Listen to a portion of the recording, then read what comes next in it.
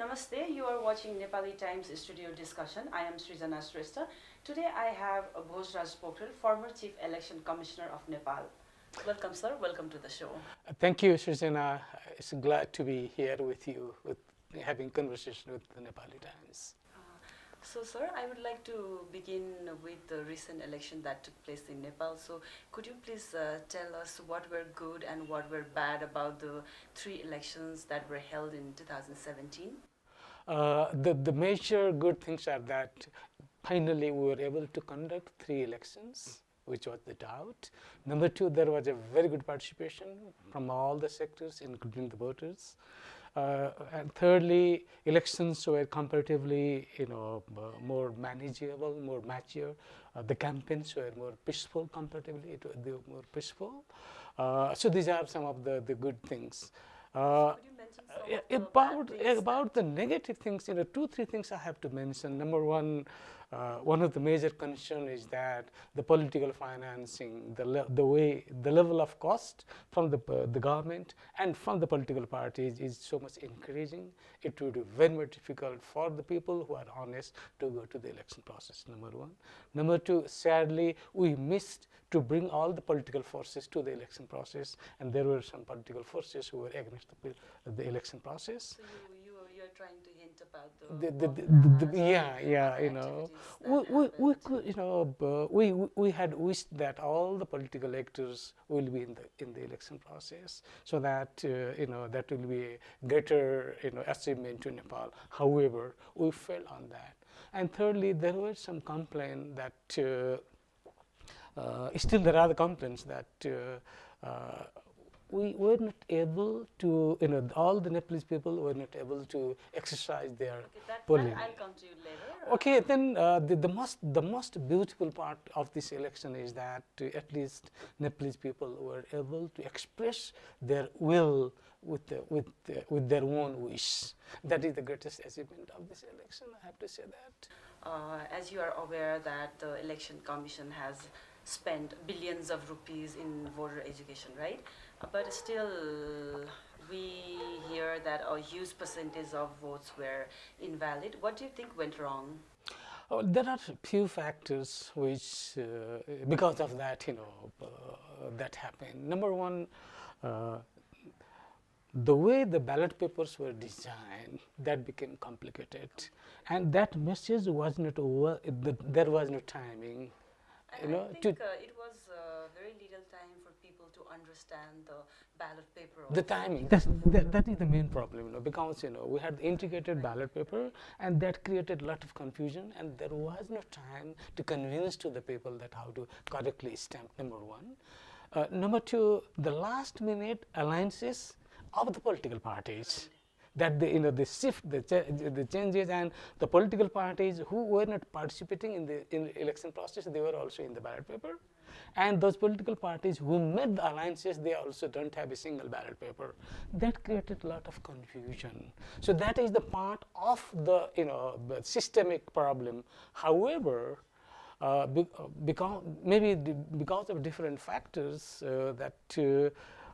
The commission or the system was not able to cover all, but again, it would be injustice if we blame only the election commission. Okay. The main problem, fundamental problem, let us fix the election date itself in the constitution. That in which date, in which year, so we will have the election. Plenty of time to prepare and educate people. Yeah, that will give a very well preparation. That will be less costly. There will be less political hassles, and political parties, the government, the election commission, the people, everyone can manage. Like our country, where the millions of people are out of the country. If our election dates are fixed on time, then they will have the opportunity to manage from their part, so that they can come back to cast their ballot also. So there are a number of ways how it can be corrected. So you just mentioned about people who are living abroad, they are denied of their rights. So why do you think people who are living or working abroad are still denied of their voting rights? So how can this be corrected? Well, it is a big issue still, that there are a few factors. Number one is we need the political wish.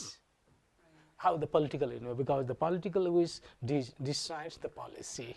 The present policy does not allow. So, number one, with the present electoral system, it is very much complicated to provide the right, even if we wish, because it is not possible to have all those 165 ballot boxes.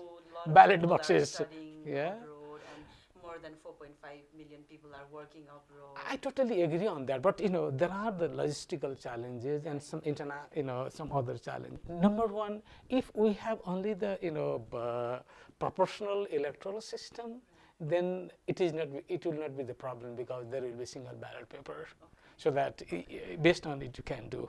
But if we have the 165 constituencies, and you have to put the 165 ballot boxes in one single message room, how much it is possible, feasible? Number one.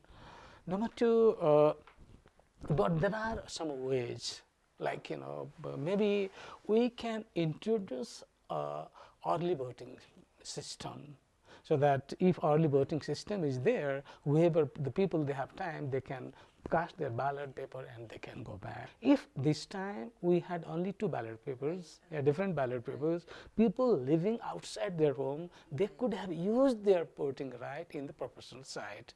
So there are some few areas where we can make the correction.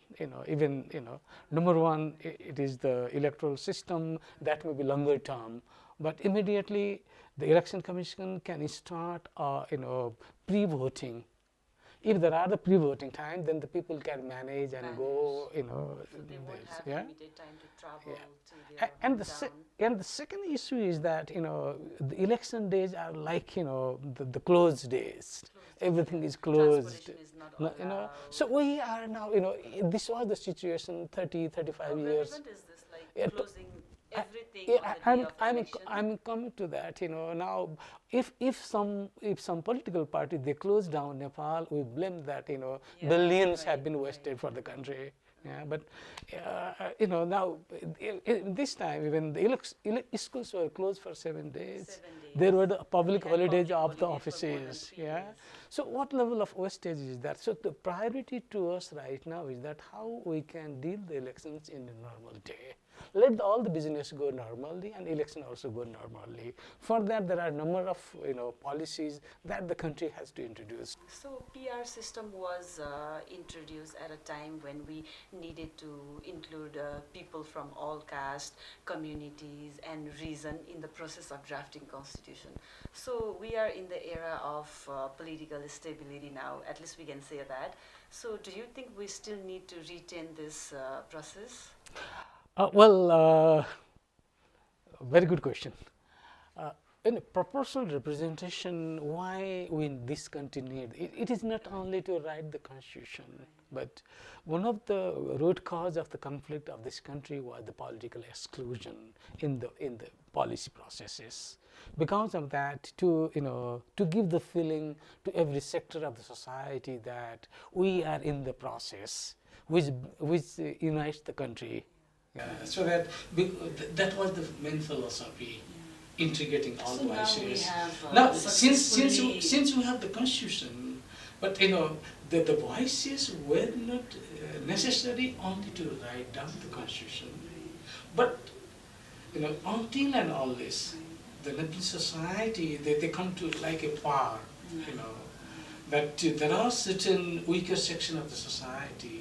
That means we still have more to do in the sector of inclusion. Yeah, who needs certain level of state, special, conditions. They need. Because of that, what I'm seeing is that we will need to continue the proportional system in the days to come. Sir, thank you so much for your valuable time and valuable analysis on the recent election that we held. Thank you very much. My pleasure. Thank you very much for taking, giving me this opportunity to have conversation with you. Thank you.